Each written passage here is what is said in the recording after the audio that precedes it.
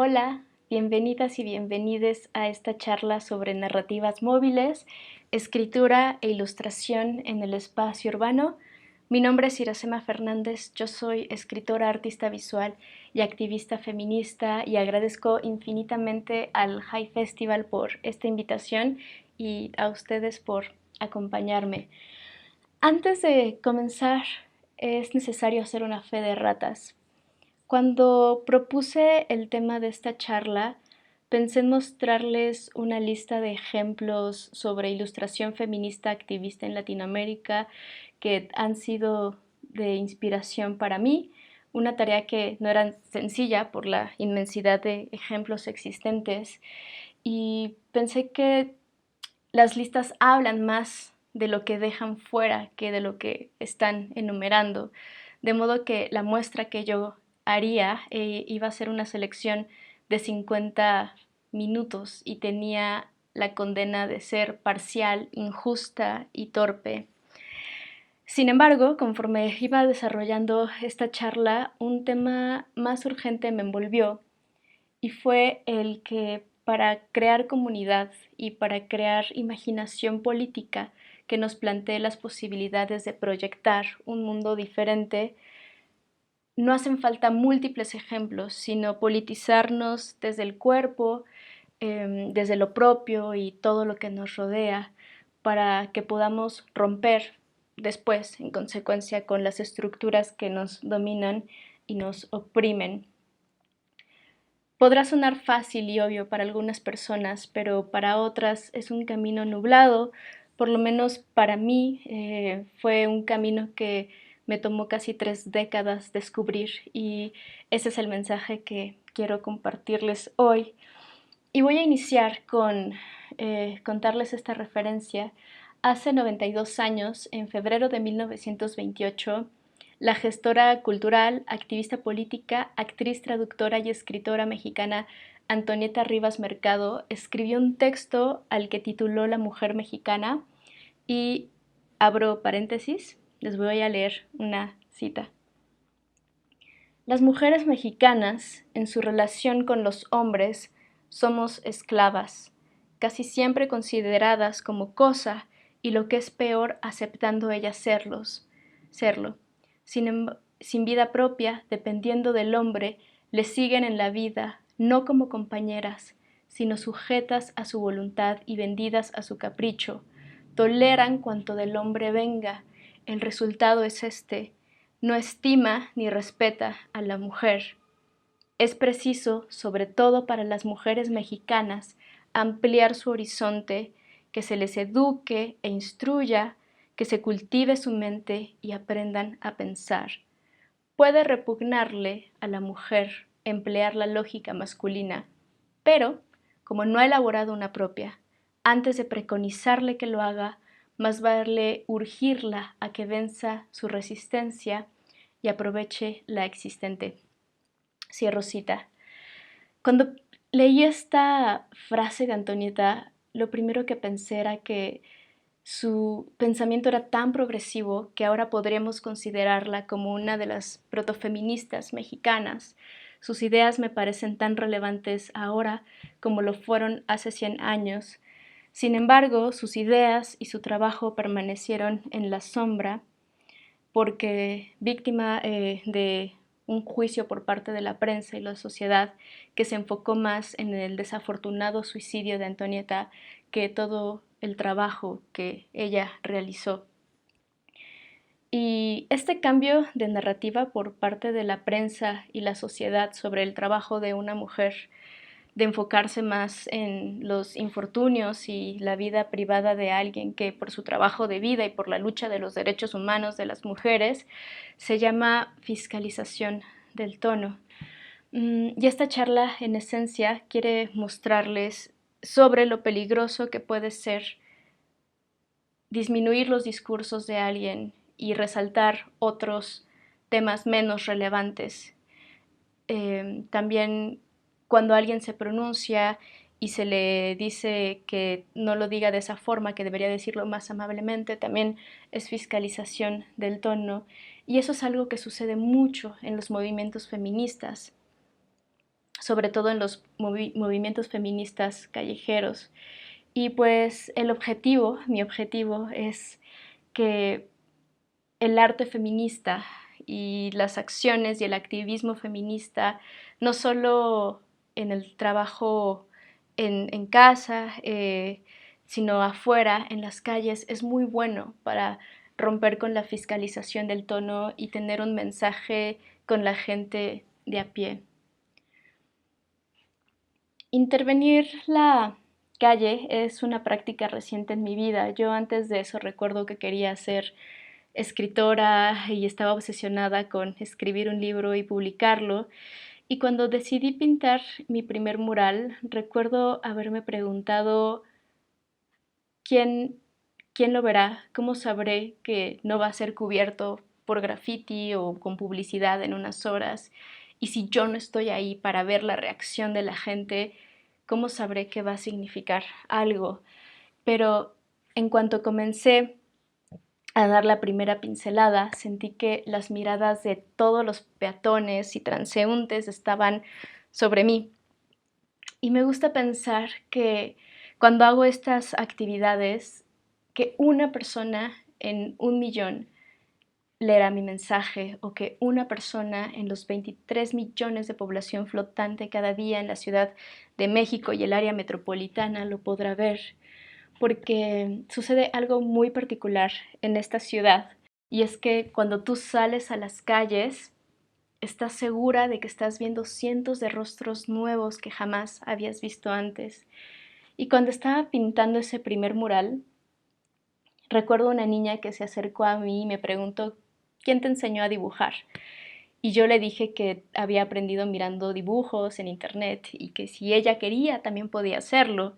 Y recuerdo haberle dado a la niña el pincel, pero ella no se sintió segura de hacerlo, ella no se atrevió a dar ese paso, a intentarlo, aunque fuera algo que tal vez de facto no sabía, pero ¿quién nos dijo que no sabemos dibujar? ¿Quién nos dijo que no sabemos escribir? Y me pareció muy importante que esa niña tuviera tan interno el hecho de que ella no sabía dibujar, cuando tal vez es el primer lenguaje con el que tenemos contacto. Entonces, pues, le dio pena y no lo hizo, pero le dije que podía practicar ella y que después podría salir a pintar sus propios murales. Y cuando terminé ese mural, recuerdo que puse mi firma y empecé a recibir mensajes de gente que se tomaba alguna foto y que lo compartía en sus redes sociales.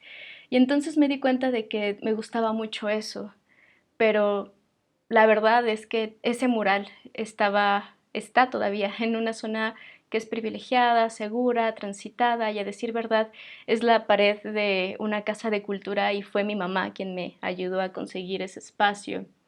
El mural, pues, es lindo, es cómodo a la vista, es perfecto para una fotografía en redes sociales, pero nada más. Fue en noviembre de 2018 cuando emprendí un viaje local a Santa Clara, Coatitla, que es un sitio lejos de donde yo vivo ahora, pero no muy lejos de donde crecí.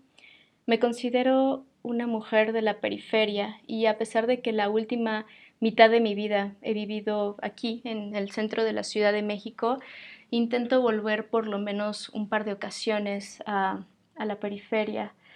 Y yo sé que incluso hay mucha gente que viviendo en la Ciudad de México jamás han pisado o pisarán sitios como este. Aquella tarde me acompañó una amiga y poeta que se llama Rosario Loperena e hicimos un viaje juntas en metro y después tuvimos que tomar un taxi media hora hacia el norte y recuerdo que desde la ventana observaba nombres de bandas musicales locales.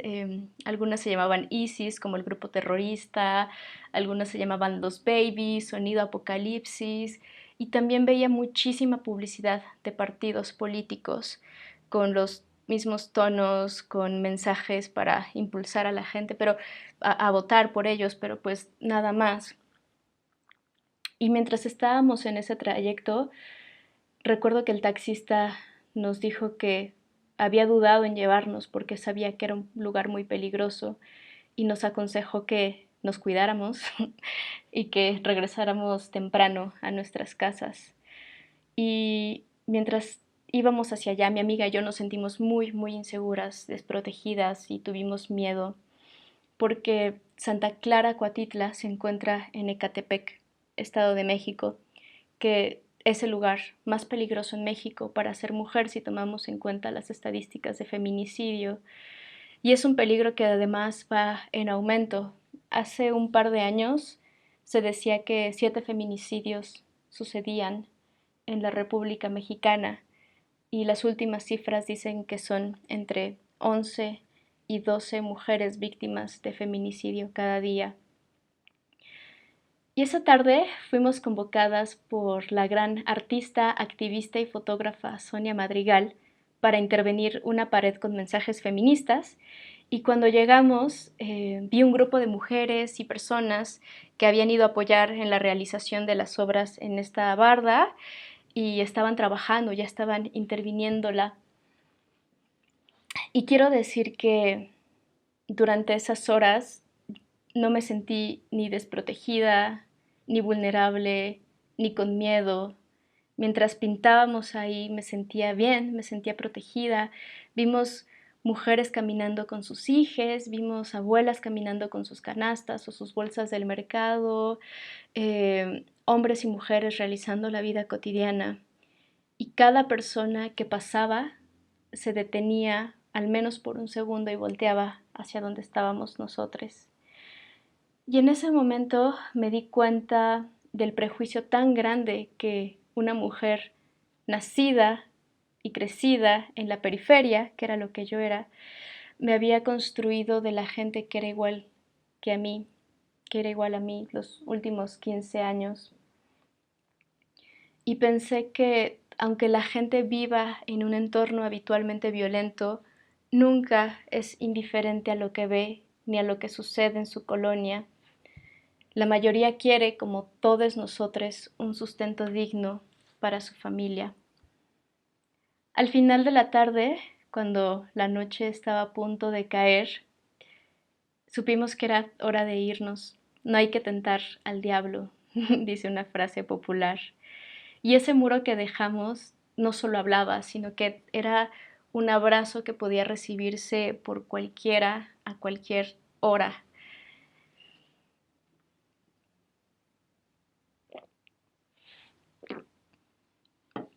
El año siguiente, al lado de Sonia Madrigal, hicimos una intervención en los muros exteriores de una escuela primaria en Ciudad Nezahualcóyotl, o Nezayork, como también se le conoce, con el apoyo del Centro Cultural España, y formamos un colectivo efímero al que llamamos Mujeres desde la Periferia. Ese fin de semana recuerdo que dibujé sobre un muro un dibujo muy sencillo, muy rápido, muy simple. Era una mujer desnuda, con los brazos extendidos y en sus cabellos guardaba mensajes de consignas feministas. Un sujeto en condición de calle se acercó a mí y me dijo muy molesto: voy a venir en la noche y voy a tapar el sexo de esa mujer con cruces rojas, con taches rojos. No llegó esa noche, pero lo cierto fue que alguien censuró mi ilustración con pintura gris sobre los senos y el pubis de mi dibujo en los siguientes días. Y yo estaba sorprendida de que mi ilustración causara tanta molestia cuando esas mismas paredes tenían penes pintados con aerosol, aparentemente desde hacía tiempo. Y también cuando yo me preguntaba y decía, hay muchísimas mujeres que son retratadas semidesnudas para promocionar una marca de papas fritas o una marca de jabón en polvo, y nadie se indignaba, y nadie se indigna. Entonces, bueno, se indignaba. Y recuerdo que Sonia me dijo algo muy importante. Me dijo: ¿has visto cómo el cuerpo desnudo de una mujer, si no sirve para el deleite masculino, es un cuerpo que debe ser censurado? Y esto es claro un mensaje de aleccionar, es un mensaje de un hombre intentando decir, o una comunidad, porque realmente no sé quién lo censuró, diciendo qué se puede decir y qué no se puede decir y cómo se debe decir. Después, nosotras, jugando con la misma lógica, censuramos aquellos penes en la entrada de la primaria y pusimos corazoncitos. Y yo dije, ok, ya estamos dialogando, pensé. Pero ese fin de semana, una mujer a quien llamaré Sam llegó con su pareja y se acercó a dos compañeras del colectivo para preguntar si nosotras podríamos ir a colocar mensajes en la calle donde ella trabajaba. Sam era trabajadora sexual y en días previos unos policías del Estado de México habían amenazado de muerte a ella y a sus compañeras porque querían más dinero para dejarlas tranquilas, para dejarlas trabajar. Y ellas dijeron que no, que era demasiado, que apenas y sacaban dinero para ellas y en consecuencia fueron golpeadas y amenazadas. Y cuando Sam nos vio, nos contó que la señora que vive en la casa donde ella trabajaba les invitó y les dio permiso para que pegaran algún mensaje en la pared para ya no ser molestadas. Y Sam dijo que ellas no podían ser, porque si ellas lo hacían, les iba a ir mucho peor. Y fue por eso que cuando nos vio a nosotras en la calle, se acercó y pidió ayuda. Y Sam dijo que su marido no quería que ella hablara con nosotras porque pensó que nosotras íbamos a rechazarlas por el tipo de trabajo que hacían. Y ese día respondí mis dudas iniciales. Supe con certeza que más de una persona en 23 millones iba a recibir ese mensaje de sororidad y de acompañamiento que nosotras queríamos dar. Y también aprendí y entendí que lo que sucede en la calle nunca será indiferente pese a las toneladas de publicidad y basura de partidos políticos.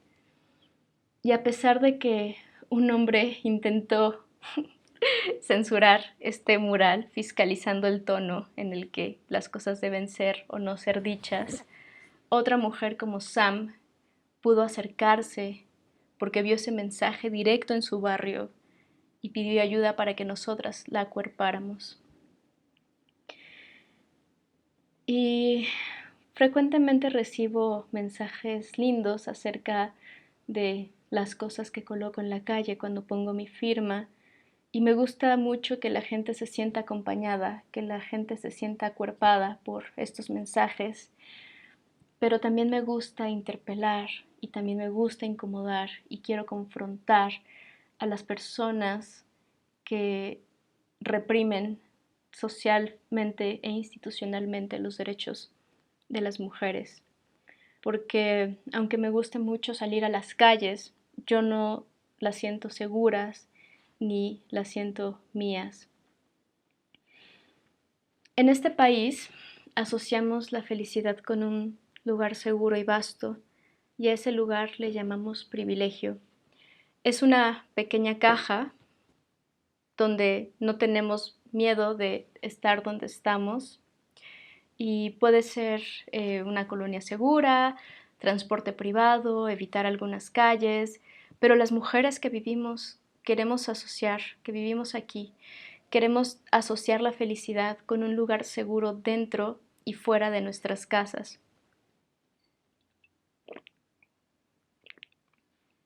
Y como mujeres, muchas, muchísimas no lo tenemos ni lo hemos tenido en su totalidad. Incluso cuando entre amigas feministas creamos un espacio seguro, también le llamamos privilegio. Sin embargo, suelen ser espacios ficticios. Recuerdo muy bien una noche, hace menos de un año, cuando yo salía de casa de mis amigues, iba hacia mi casa me bajé en la estación Patriotismo, qué nombre tan irónico, para caminar 15 minutos hacia mi casa. Yo iba un poco distraída y cuando paré en seco para cruzar la calle en semáforo, fue en ese momento cuando me di cuenta que un hombre me venía siguiendo. Intenté acelerar y disminuir el paso para comprobar si en realidad lo estaba haciendo y sí, él venía y aceleraba y desaceleraba. Crucé la avenida y él la cruzó conmigo y recuerdo que le mandé un mensaje a mi grupo de amigues diciéndoles que un hombre me estaba persiguiendo y que lo iba a confrontar. Y eso hice, porque no quería que él me siguiera hasta mi casa y viera dónde vivo, porque no me sentía, pues, fuerte. Y le grité y lo confronté, muy, muy asustada, y aquel hombre negó haberme estado siguiendo. Cruzó la calle para despistar a los pocos autos que teníamos de testigo y mis amigues me llamaron por teléfono para estar al tanto, les mandé mi ubicación, todo. Yo corrí por la calle para perderlo de vista, pero volteaba de tanto en tanto y solo veía como él me seguía con la mirada, estaba de pie en el mismo punto sin moverse hasta donde pudo. Aquella noche llegué a mi casa y recuerdo que me dio insomnio y lloré de miedo. Y cualquiera diría, ¿qué hacías sola por la noche? ¿Por qué estabas vestida así? Seguro tú te lo buscaste, pero esa gente nunca dice qué hacía él ahí y quién le dijo que podía seguirme. Y esta anécdota la traigo a colación por ser reciente, pero a muchas nos ha pasado. Cuando es hora de regresar a casa, tenemos un grupo grande de amigas donde mandamos nuestra ubicación en vivo durante 8 horas por si algo nos sucede en el camino, porque no hay edad ni forma del cuerpo que nos mantenga protegidas si eres mujer o si se te identifica como una.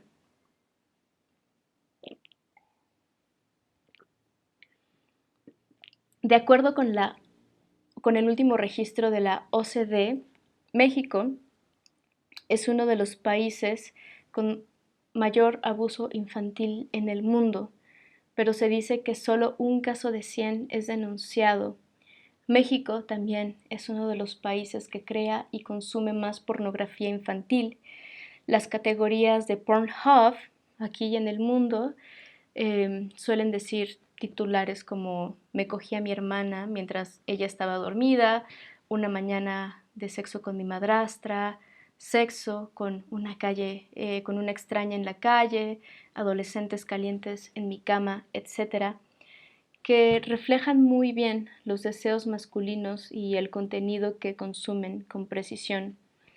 Hace algunos años surgió el hashtag en Twitter que se llamó Mi primer abuso y la cantidad de historias y la edad de las mujeres que fueron víctimas de ese abuso eran sorprendentes. Muchas mujeres recibimos nuestro primer abuso sexual alrededor de los 5 años.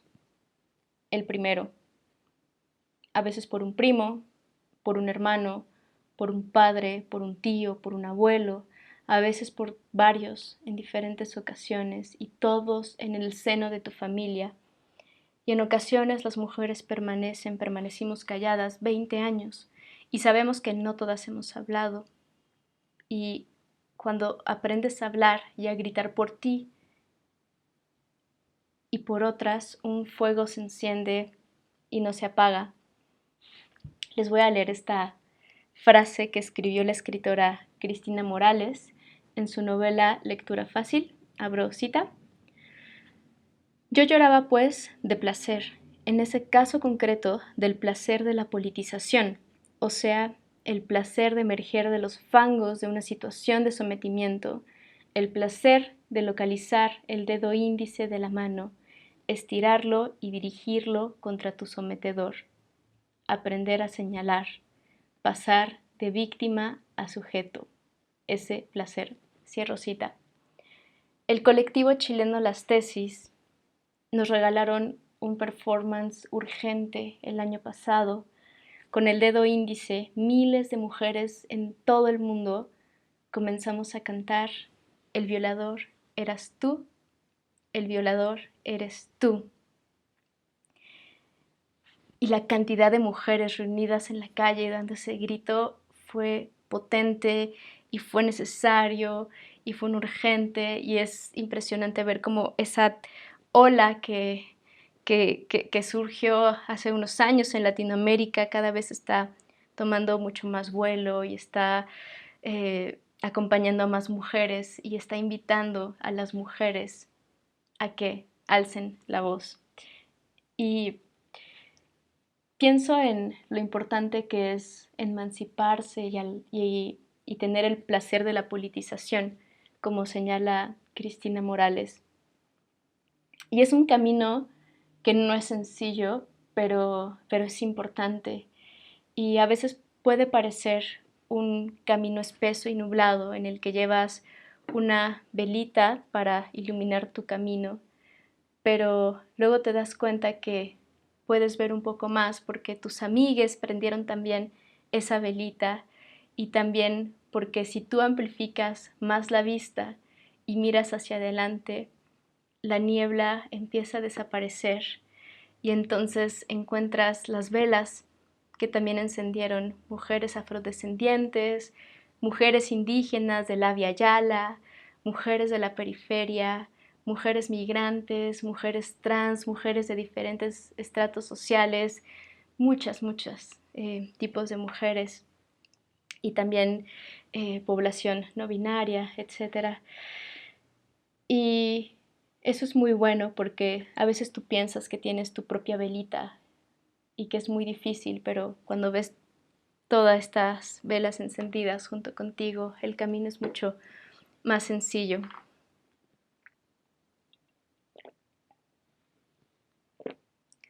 Quiero contarles ahora algo que me sucedió mientras yo estudiaba la licenciatura de Letras Hispánicas en la Facultad de Filosofía y Letras.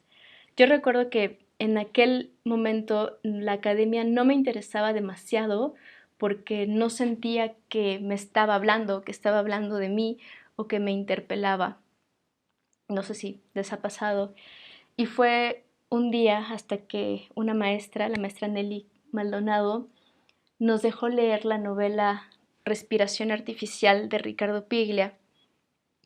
Y mientras la iba leyendo, que es este poder increíble que tiene la literatura para acompañar también y para despertar, sentí que por primera vez alguien había provocado un terremoto en mí, que alguien había escrito una novela hace 20 años en otro país con una realidad similar, pero que estaba retratando con fidelidad lo que yo sentía y lo que yo estaba viviendo. Y sentí que fue la primera vez que alguien puso una vela en mis manos para ver en la oscuridad, pero era una vela que no estaba completamente encendida. Y en esta fabulosa novela que Ricardo Piglia escribió sobre la ficción que los gobiernos construyen para narrar eventos históricos y que el Estado institucionaliza para manipular los hechos y crear versiones oficiales de la historia, que posteriormente forman parte de los libros escolares y forman parte de la memoria nacional, y que generalmente ofrecen la visión del vencedor, del colonizador y del patriarca. Cuando sucedió la desaparición forzada de los 43 estudiantes de Ayotzinapa el 26 de septiembre de 2014 por parte de policías municipales que estaban coludidos con el crimen organizado en México, el gobierno mexicano dio una explicación a la que llamó verdad histórica. Y es el ejemplo de esta ficción que crearon para no reconocer la corrupción interna frente a la ola de manifestaciones callejeras y múltiples marchas encabezadas por madres, padres, familiares de los desaparecidos y miles de personas pidiendo justicia. El presidente en aquel entonces, Enrique Peña Nieto, dio un mensaje que en resumen decía, un mensaje que dio 3 meses después, que en resumen decía, ya, supérenlo. Y casi todos los medios de comunicación replicaron aquella verdad histórica. Fue la sociedad civil, las familias, los periodistas independientes quienes nunca reconocieron aquella verdad.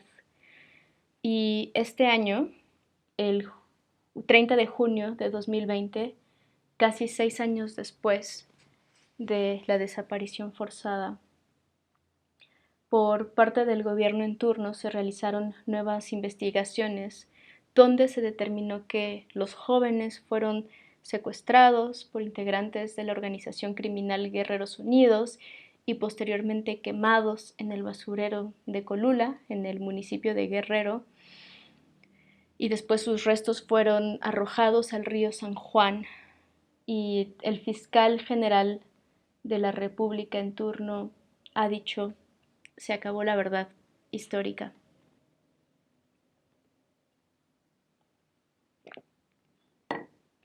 Un día me enteré que Ricardo Piglia asistiría a la Feria Internacional del Libro en Oaxaca en noviembre de 2013 y yo grité de la emoción porque sentí que podía platicar con él, y en aquel tiempo las cosas se arreglaron a mi favor porque yo había recibido por primera vez un sueldo y con eso tomé un camión y pagué un hotel barato en la ciudad de Oaxaca y necesitaba hablar con él.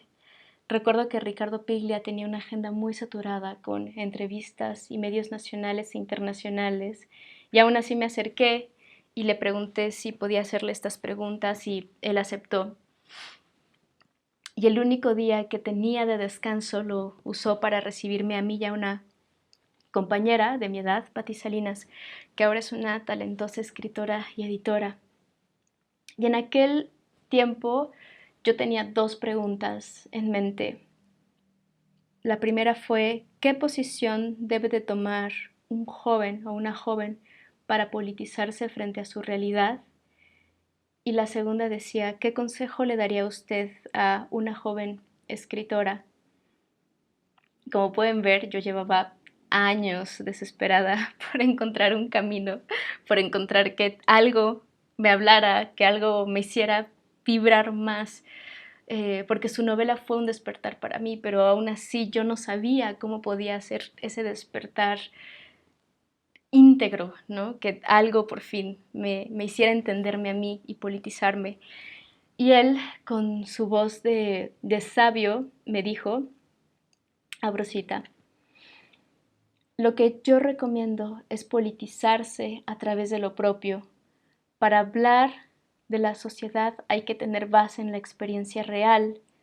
Yo prefiero esa mirada de lo político que empieza al revés, no como quienes dicen el sistema capitalista es esto, esto, esto, porque ahí estamos hablando en general y la política debe de empezar en la experiencia concreta.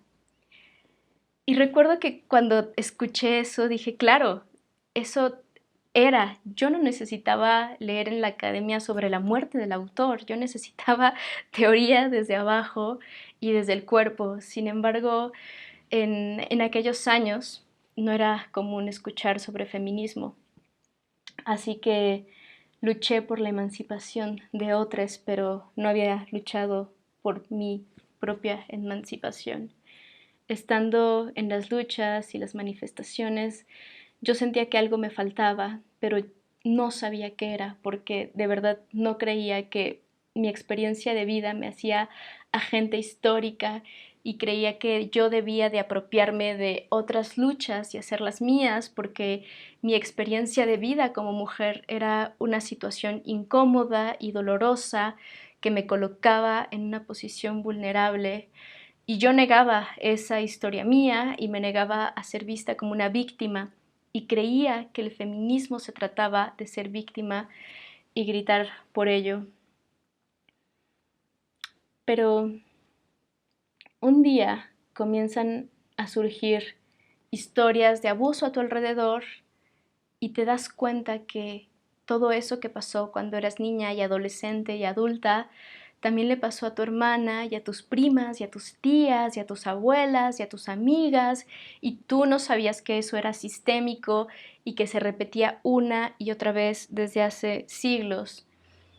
Y cuando te das cuenta quieres investigar y buscar información, saber cómo empezó y dónde tuvo su origen. Y entonces es cuando te encuentras textos feministas, textos teóricos de hermanas mayores que teorizaron desde el cuerpo para hacer unos lentes que te permitan leer la sociedad, pero son unos lentes a los que tienes que añadirle tu propia graduación para verlo con tus ojos a partir de tu experiencia concreta, como dijo Piglia.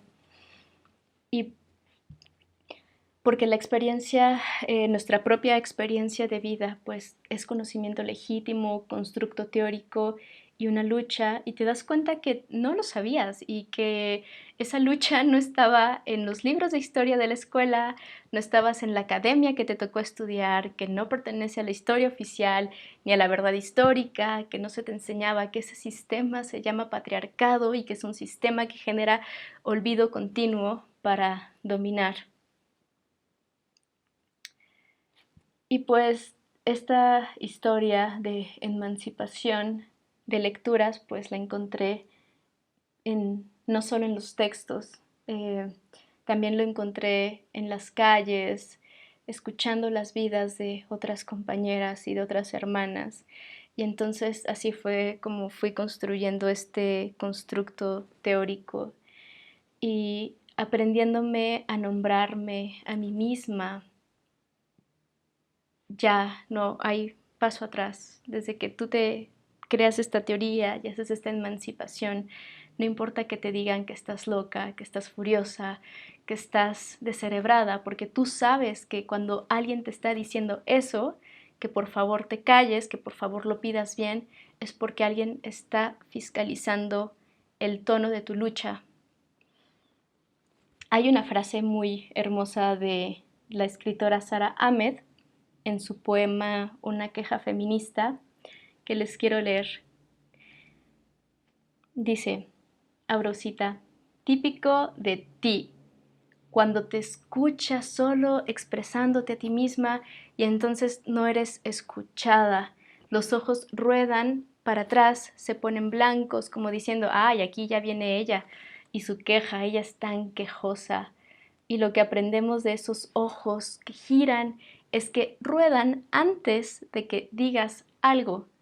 Y podrías decir cualquier cosa, podrías estar hablando de cualquier cosa y todavía ruedan.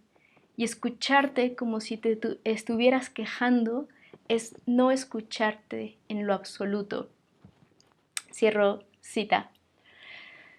Y esta cita de Sara Ahmed me recuerda mucho a otra de Mary Bird, en la que ella dice que las mujeres, incluso las mujeres que hablan, las que no son silenciadas, terminan pagando un precio muy alto por hablar, porque son desacreditadas, porque son, pues no sé, vistas como si sus palabras no valieran la pena, como si se estuvieran quejando eternamente. En fin.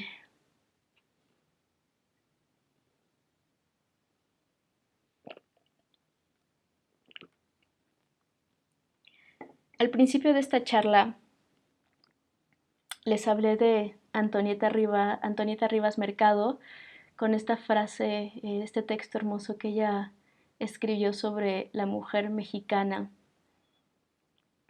Y pienso mucho en ella y he pensado mucho en ella desde el año pasado que surgieron unas luchas feministas y unas protestas feministas muy fuertes aquí en México. Y Antonieta fue hija del famoso arquitecto y director de la Academia de San Carlos, Antonio Rivas Mercado, que fue el encargado de construir el ángel, de terminar la construcción del ángel de la independencia. Y todos esos eventos han estado conectados para mí desde ese entonces, porque el año pasado un evento cimbró los movimientos feministas en México. El 12 y el 16 de agosto salimos a la calle a protestar para exigir justicia por una adolescente que fue violada, presuntamente por 4 policías de la Ciudad de México. Se dice presuntamente porque fueron la misma institución la que estropeó todo el proceso para saber quiénes habían sido los abusadores, los violadores de la niña. Fue un hecho que fue violada, pero nunca se supo con certeza quiénes la violaron. Y este evento despertó muchísima indignación feminista a nivel nacional, y al grito de "no me cuidan, me violan", miles de mujeres hicimos una concentración y marchamos para exigir justicia, porque ¿cómo era posible que quienes supuestamente deberían cuidarnos nos están violando? El grado de impunidad máxima es que una mujer sea abusada dentro y fuera de su casa por cualquier hombre y además por un policía, y a eso le llamamos violencia institucional machista. La distinción de nuestra lucha fue el glitter que una compañera lanzó sobre el exsecretario de Seguridad Ciudadana de la Ciudad de México, Jesús Horta, que hay cosas que pasan en esta ciudad también con un reloj exacto. El 12 de agosto de 2019 fue cuando una feminista y cuando luchamos y se le aventó el glitter a Jesús Horta, y el 12 de agosto de 2020, exactamente un año después, se giró una orden de aprehensión en su contra por tratos con la delincuencia organizada. Y durante la protesta del 16 de agosto, recuerdo ver cómo se destrozó una estación de Metrobús, se quemó una estación de policía, se pintaron decenas de grafitis con aerosoles en tonos vivos sobre las calles y sobre el simbólico monumento del Ángel de la Independencia, que fue inaugurado, ya como bien les dije, en 1910, y que estuvo a cargo de Antonio Rivas Mercado. Los grafitis sobre el Ángel de la Independencia decían: México feminicida, la policía viola, ACAB, violicía, no se va a caer, lo vamos a tirar, refiriéndose al patriarcado, entre otros mensajes que se pusieron sobre el suelo y sobre el monumento. También hubo un evento particular, y es que un hombre infiltrado golpeó a un reportero en el rostro. Incluso cuando se anunció que la marcha iba a ser separatista, la gran mayoría de los medios de comunicación enviaron hombres para cubrir la nota y nos decían a nosotras provocadoras por pedir a los hombres que no se metieran en la marcha y en la protesta. Y el resultado fue el siguiente: de los 157 medios que hicieron la cobertura, la mayoría de ellos se enfocaron en las pintas a la Victoria Alada, al reportero y a la estación del Metrobús. Menos de 20 medios de comunicación se centraron en lo principal, que fue la violación múltiple al adolescente. El gobierno de la Ciudad de México levantó muros sobre la Victoria Alada para que la gente no mirara las pintas sobre el monumento, y criminalizó las protestas feministas llamándonos provocadoras. Días después, con aquellos muros levantados, las feministas volvimos a colocar los mismos mensajes que ellos pretendieron ocultar. El rechazo social y el discurso oficial no se hizo esperar. Hubo ataques masivos en contra de las feministas con mensajes que decían: ustedes mismas hacen que su lucha sea desacreditada, y otras frases mucho más violentas que decían: por eso las matan. Y nosotras, desde entonces y hasta el día de hoy, hemos respondido: exigir justicia no es provocación. Y descalificar lo que se dice por cómo se dice es también fiscalización del tono, y es una manera muy efectiva para bloquear y para cancelar un mensaje por la forma en que se dice y por quién lo pronuncia. No se centraron en la violación, no se centraron en los abusos por parte de la policía, solo se centraron en eso que llamaron destrozos y en un reportero golpeado. Una vez más, Ricardo Piglia retrató muy bien este ejemplo cuando en su novela relata cómo un hombre campesino que está luchando en contra del gobierno por conservar su tierra, pero atrae la atención de los medios y en cuanto las cámaras voltean hacia él y le ponen un micrófono frente a sus ojos, lo ridiculizan por cómo luce, por cómo habla, por lo pedestre en que se enuncia. Y aunque el hombre del campo no conozca el modo de hablar que los medios le exigen, por supuesto que conoce su lucha y conoce la opresión con la que es dominado, pero como no maneja este lenguaje que le están pidiendo, pues le retiran el micrófono, las cámaras y desacreditan sus peticiones. Tanto la institución, es decir, el gobierno, como los medios de comunicación y la sociedad se han encargado de vigilar, desacreditar, oprimir y castigar a los grupos minoritarios y a las mujeres. Recuerdo que en comidas familiares, posterior a este evento, me señalaban en casa y me decían, así no, hay formas de hacerlo, tienen que ir a denunciar, pídanlo bien, esas no son maneras y otras formas para exhortarnos a ser las buenas víctimas. Y es un ejemplo también de cómo las mismas familias pueden fiscalizar el tono de tu lucha. Ellos que crecieron contigo también pueden replicar estas violencias dentro de la casa. Y pues no, dijimos que nosotras estábamos cansadas de ser víctimas. Y este dato que les voy a dar es muy importante porque este dato se logró gracias al trabajo que muchas compañeras feministas empezaron a exigirle a la institución después del 12 de agosto y hasta el día de hoy, y es que se han abierto 252 carpetas de investigación en contra de elementos de seguridad pública y privada por los delitos de violación, abuso sexual, acoso sexual, estupro, corrupción de menores, intento de feminicidio, etc. Y saber estas cifras, que en aquel momento, el año pasado, salimos a marchar por una mujer y después de este trabajo sabemos que son por lo menos 252 casos que tienen carpetas de investigación. Hicimos unas protestas.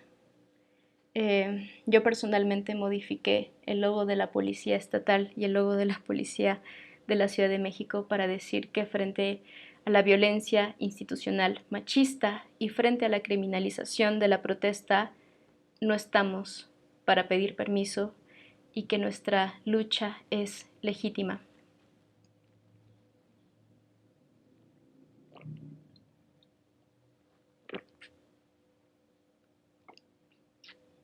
Aquella noche, mientras marchábamos, mirábamos a otras compañeras quemar, romper, pintar. Y yo recuerdo que yo estaba con mis amigas, estábamos tomadas de las manos, con glitter rosa en nuestras ropas, en nuestro cabello, con nuestras mochilas en las espaldas, felices. Era una euforia histórica porque nos sentimos libres, nos sentimos unidas, nos sentimos poderosa y no teníamos miedo de estar en la calle porque estábamos juntas. Incluso vimos correr a un par de hombres en sentido contrario a nosotras y nos pareció irónico, histórico también. Y desde ese entonces también decimos, a mí me cuidan mis amigas, no la policía, y es verdad.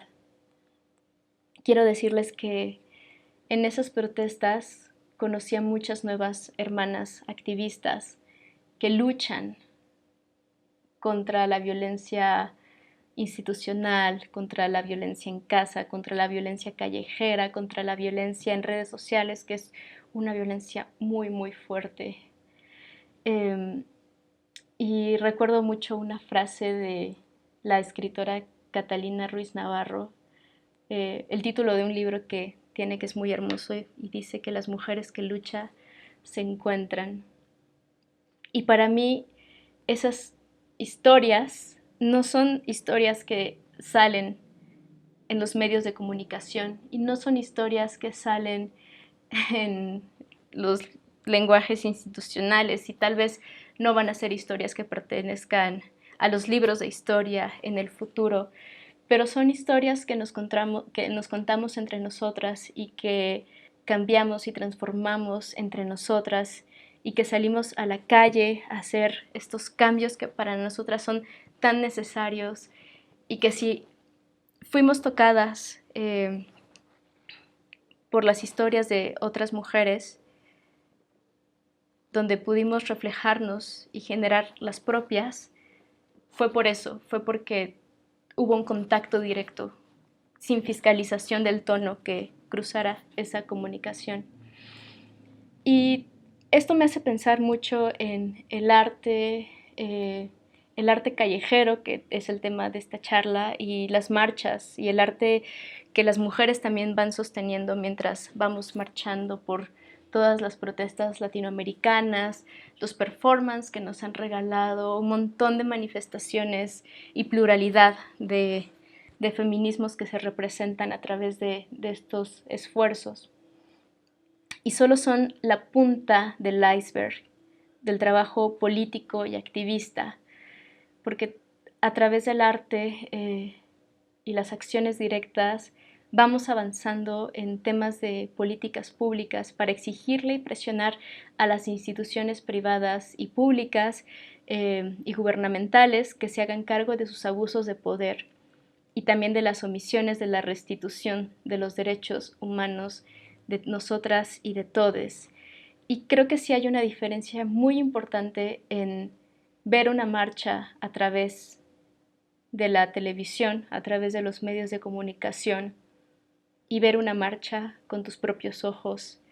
Hay una diferencia muy importante en hacer arte solo para ti, tal vez un sector cultural muy definido, muy cerrado, y hacer arte en la vía pública para cualquiera, porque estamos rompiendo con la fiscalización del tono, porque estamos dando mensajes directos.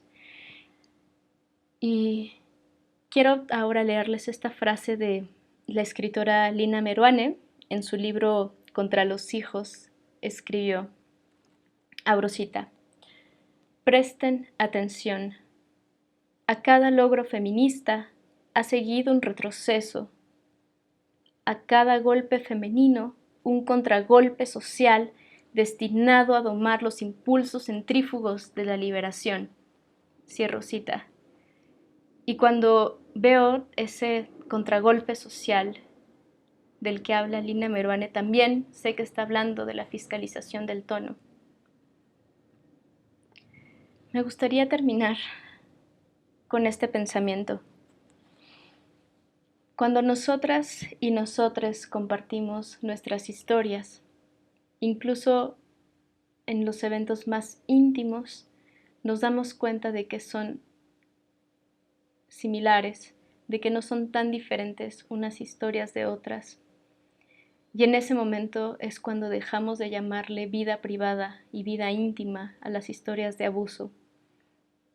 La emancipación es hermosa por donde se vea y es un feliz logro donde las mujeres podemos vivir infancias sin violencia, sin maltrato físico y psicológico, sin pensar que estamos manchadas y rotas de por vida por haber sido abusadas, sino a partir de la emancipación recontar historias que van a ayudar a otras y que nos van a ayudar a nosotras mismas.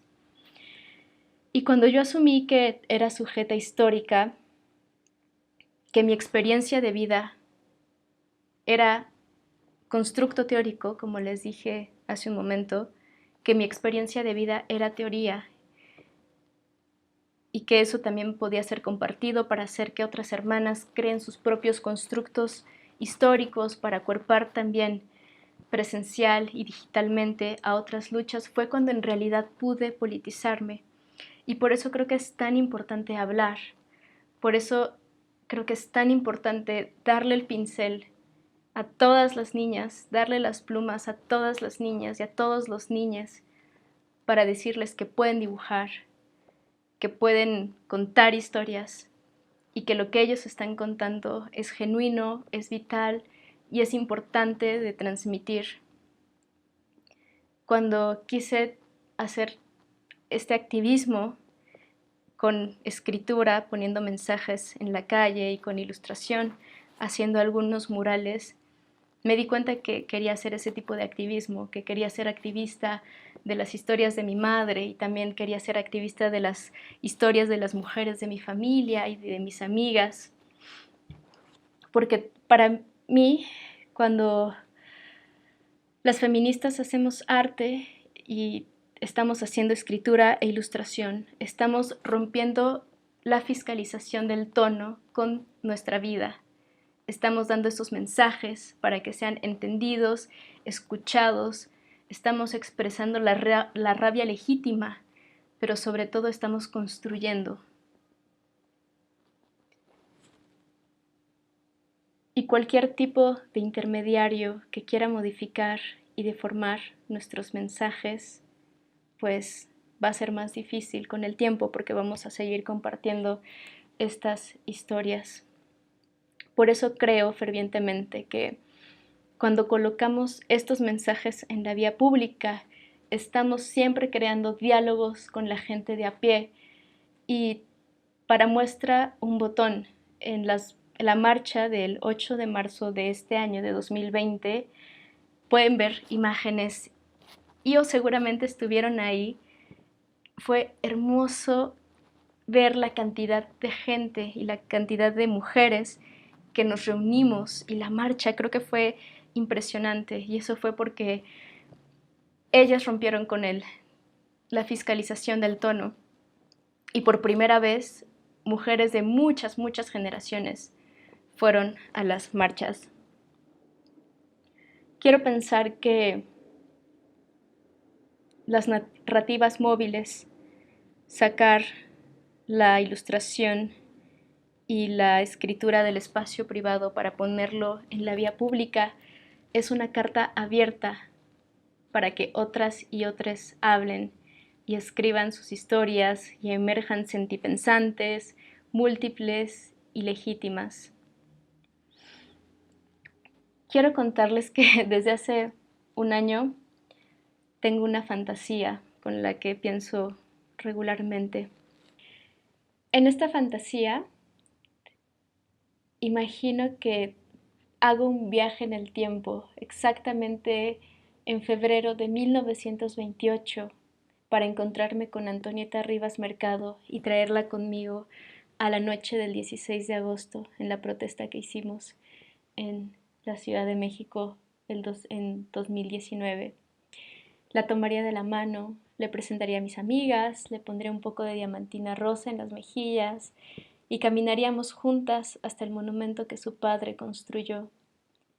Le diría que las mujeres mexicanas y en todo el mundo hemos creado esa lógica propia con la que ella había soñado y a la que llamamos feminismo, y que este monumento lleno de grafitis y lleno de pinturas de colores, para nosotras es la victoria alada. Muchas gracias.